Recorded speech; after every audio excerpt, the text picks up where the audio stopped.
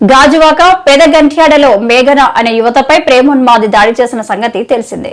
ఇంట్లో ఎవరూ లేని సమయం చూసి ఇనుపరాడుతో బలంగా దాడి చేశాడని యువతి తండ్రి తెలిపారు. తలపై 30 కుట్లు పడ్డాయని, పరిస్థితి విషమంగా ఉందని వెల్లడించారు. ఇంట్లో ఉంటే సౌండ్స్ వస్తున్నాయనేసి అరుస్తున్నారని చెప్పి మేము బయటికి వెళ్ళాము. బయటికి వెళ్ళేసరికి ఎక్కువగా ఆ అమ్మాయిని కొడుతున్నట్టు ఏదో డౌట్ వచ్చి తలుపు కొడుతున్నాము. అప్పటికే ఆ అమ్మాయి అరుస్తుంది గట్టిగా. అరుస్తున్నప్పుడు లోనికి వెళ్తారని తలుపు కొడుతుంటే లోన్ గడి పెట్టుకున్నారు తలుపు. ఇంకా కొడుతున్నారని గట్టి కొట్టేసరికి వాడికి డౌట్ వచ్చి తలుపు తీసి ఎమ్మటే మమ్మల్ని రాడ్తోటి మా మీద దాడి చేశాడు. అటాక్ చేసేసరికి నాకు తగిలింది. ఎమ్మటే మేము పట్టుకునేసరికి వాడు పారిపోయాడు. తెలీదండి మాకు, నాకైతే తెలీదు. నేను ఇంటి పక్కనే ఉంటాను అంతే. అదే బాల్చెరువు పెరగంటాడండి. అక్కడ మా పాప లవ్ చేయలేదని వాడు సైకో పర్సన్ లాగా తయారయ్యి మొత్తం ఒకసారి మేము ఆల్రెడీ 2 సార్లు కంప్లైంట్ ఇచ్చాం, పోలీస్ కంప్లైంట్ ఇచ్చాం.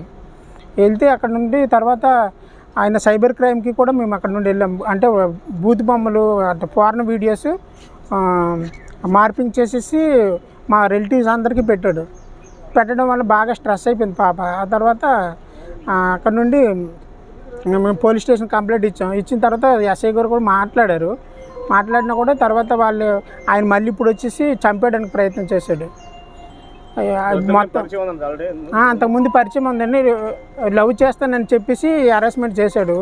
తనైతే నేను లవ్ చేయను నువ్వు అని చెప్పిన తర్వాత కూడా ఆయన ఇబ్బంది పెడుతూ బూత్ బొమ్మలు అన్నీ అందరికీ రిలేటివ్స్ అందరికీ పంపించి ఇబ్బంది పెట్టి హరాస్మెంట్ చేశారండి.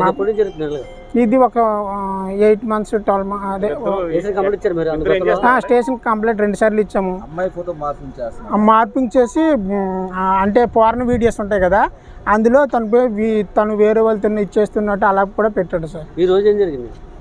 ఈరోజు మేము జస్ట్ వెనక్కి డ్వాక్రా వాళ్ళు మాకు పిలిస్తే వెళ్తే డోర్ వేసుకోమని చెప్పాం. వేసుకున్న తర్వాత ఇంకా ఆ డోర్ కొట్టాడంట. కొట్టిన తర్వాత లోపలికి వచ్చేసి ఇంకా రాడ్తో మొత్తం తలంతా కొట్టేశాడు. ఇదంతా 30 కుట్లు ఎన్నో పడ్డాయి. ఇప్పుడు స్కానింగ్ తీశారు. బ్రెయిన్కి ఎలాగుంటుంది ఏంటో తెలియట్లేదు. ఇక మా పాప అయితే డిగ్రీ కంప్లీట్ అయిపోయిందండి. అది తను BA సైకాలజీలో చేసింది. ఓం శాంతి ఆశ్రమంకి వెళ్తుంటామండి మేము ఒక డివోటీగా. ఆయన అక్కడ పరిచయం అయ్యి ఆ విధంగా వాళ్ళ అమ్మగారు ఓం శాంతి కానీ ఆయన ఓం శాంతి కాదంట.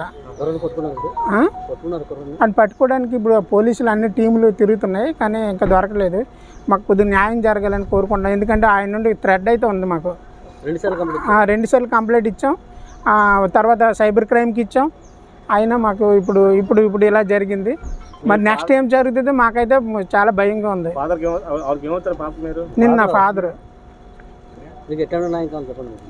ఎటువంటి న్యాయం అంటే ఆయన ఇప్పుడు పట్టుకొని ఎలాగైనా అటెంప్ట్ మర్డర్ కేసు పెట్టి ఆయన లోపలైతే వేయాలండి. లేకపోతే ఎంతమందితో అలాగే చేస్తున్నాడు మరి నాకైతే ఇబ్బంది లేదు.